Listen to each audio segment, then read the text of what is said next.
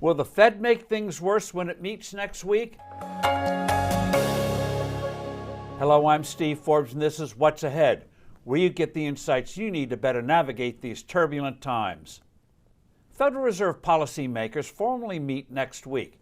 The consensus is that they'll raise interest rates by 25 basis points, or 1/4%, as part of an effort to curb inflation. Weighing on the central bank is how to calculate the impact of the war in Ukraine on the economy and prices. And here we get to the danger the Fed poses to the economy and financial markets. In coming months, the Federal Reserve will mistakenly shove the economy into a slowdown and not kill inflation. Here's why. Like all too many economists, those at our central bank believe the way you control inflation is by slowing down the economy. A cooling economy, in their thinking, means people will buy fewer things, which will take the pressure off prices. Less demand, lower prices. They want less growth, but they also, for political reasons, don't want a recession whereby the economy actually shrinks. That's why all the talk of aggressively raising interest rates has gone by the boards with the Putin invasion of Ukraine. The uncertainty and disruptions that the conflict is creating is slowing things down. But this will eventually dissipate. And that's when the Fed will really harm the economy. Contrary to what their economists think, economic growth does not create inflation. Undermining the value of the dollar by excessive money creation does that. That's always been the case in the U.S.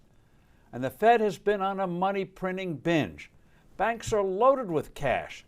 So-called base money, dollars in circulation, and money banks have on deposit at the Fed has doubled in recent times.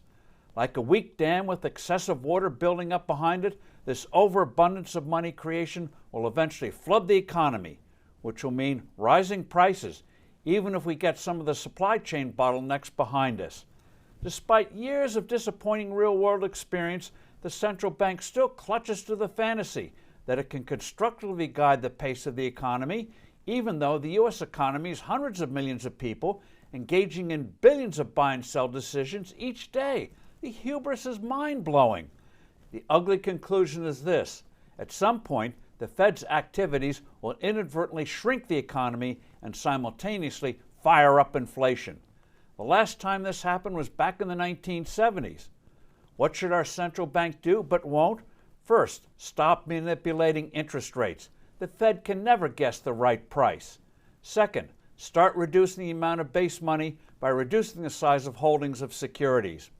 The Fed has continuously misjudged what has been happening in the real world in recent years. Sadly for all of us, it'll be hitting the rocks of reality soon enough. I'm Steve Forbes. Thanks for listening. Do send in your comments and suggestions. I look forward to being with you soon again.